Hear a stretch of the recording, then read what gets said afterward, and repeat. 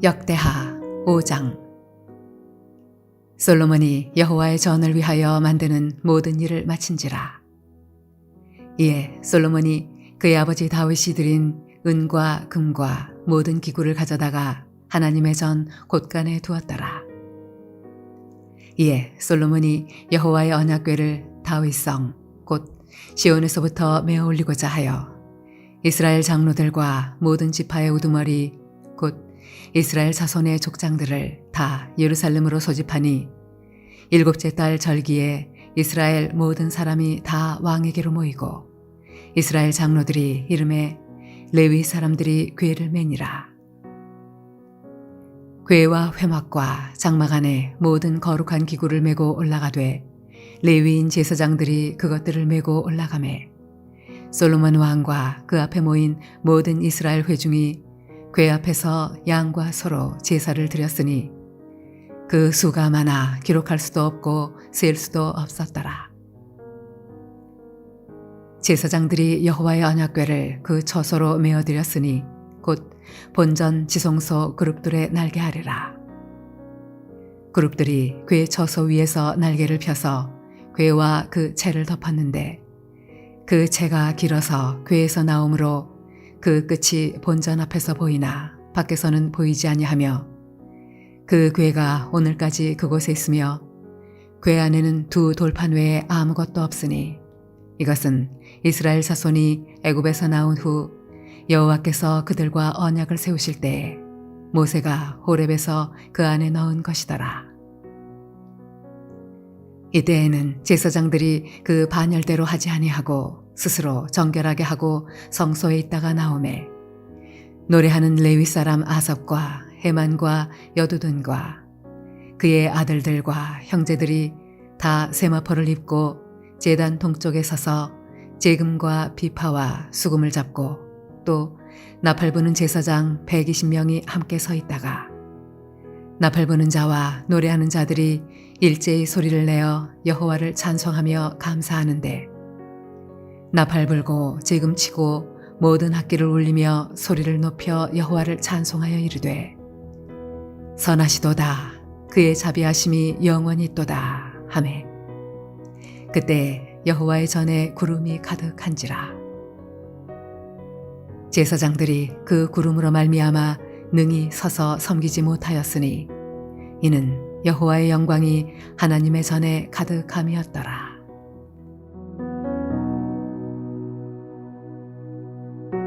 할렐루야. 사랑하는 몰래동교회 성도 여러분, 오늘 하루도 주 안에서 믿음으로 승리하시기를 주님의 이름으로 축복합니다. 역대하 5장은 성전 건축이 완료된 이후에 솔로몬이 하나님의 언약궤를 성전으로 옮겨 안치시킵니다. 언약궤가 최종 목적지에 이르자 여호와의 영광의 임재가 구름 가운데 나타납니다. 사랑하는 성도 여러분, 여호와의 임재, 즉 하나님의 함께하심의 은혜는 구약 시대뿐만 아니라 오늘 살아가는 우리들에게도 동일하게 나타나는 축복임을 믿습니다. 따라서 우리는 어떤 형태로든 하나님께 예배할 때마다 하나님의 임재를 경험해야 될 텐데요. 자, 그러면 오늘 본문의 말씀을 묵상하면서 우리가 어떠한 믿음으로 하나님께 예배할 때 하나님의 영광의 임재를 감격 가운데 누릴 수 있는가를 같이 한번 살펴보며 또 함께 은혜를 나누고자 합니다. 먼저는 정결하게 해야 합니다. 11절에 이때는 제사장들이 그 반열대로 하지 아니하고 스스로 정결하게 하고 성소에 있다가 나오매 라고 말합니다. 제사장들이 하나님께 봉헌하려고 할 때에는 스스로 정결하게 하고 나았다라고 말씀하고 있습니다. 스스로 정결하게 한다. 이것은 하나님께 예배하는 성도들이 가져야 될 태도입니다. 하나님을 만나야 될 성도들이 가져야 될 모습이죠. 따라서 우리가 하나님께 나오기 위해서는 예수 그리스도의 보혈을 의지하여 우리의 죄악된 모습을 깨끗이 씻고 하나님 앞에 나와야 될 줄 믿습니다. 이러한 믿음의 준비가 없이는 하나님을 만날 수도 없고요. 하나님을 만날 자격도 갖추지 못하는 것입니다.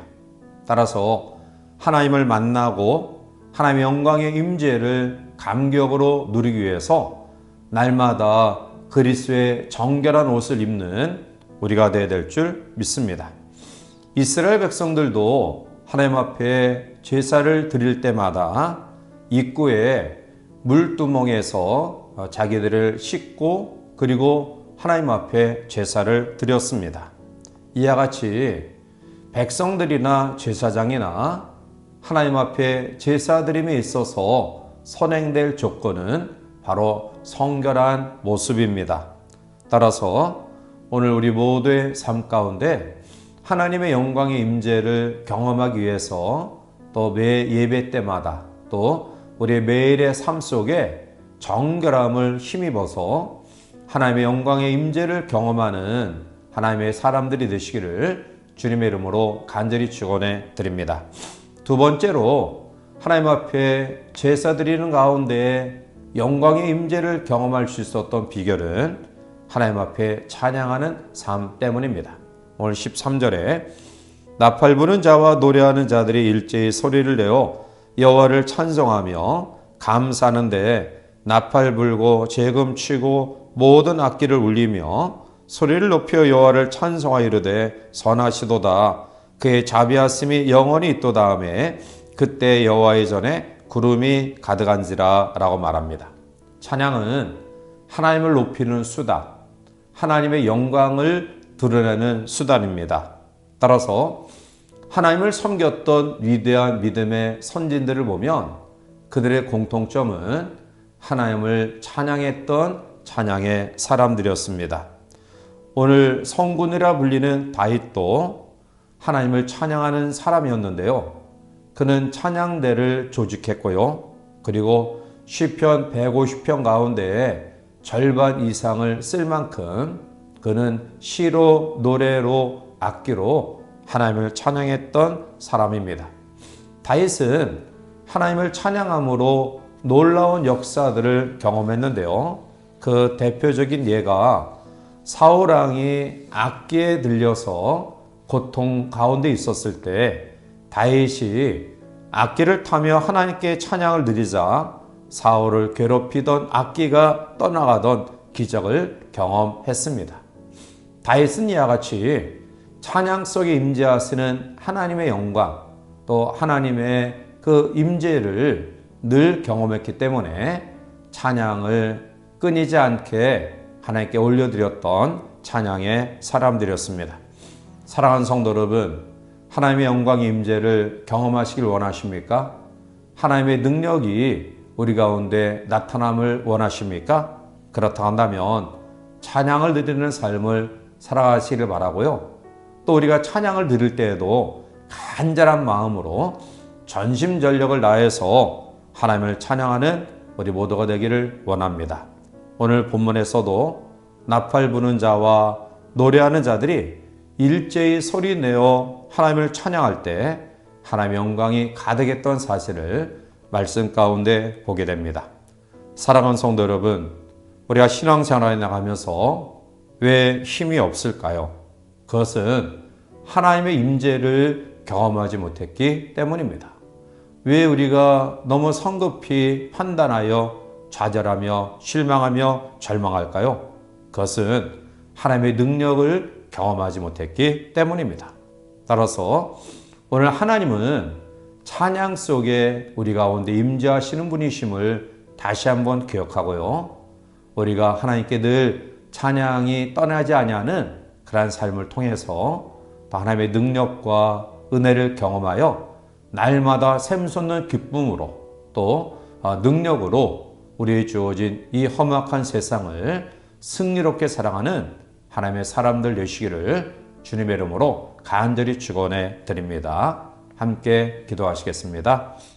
사랑과 은혜가 충만하신 하나님, 오늘 이 시간 우리에게 주어진 말씀 속에 하나님의 임재 또 하나님의 영광의 감동과 능력이 우리 가운데 임하기를 원하오니 오늘 말씀 속에 주시는 교훈처럼 정결한 옷을 입게 하시고 또 하나님을 뜨겁게 찬양하는 찬양의 사람들이 되어서 하나님의 임재하심과 능력을 경험하며 이 하루도 믿음 가운데 승리롭게 살아가는 하나님의 사람들 될 수 있도록 축복하여 주시옵소서.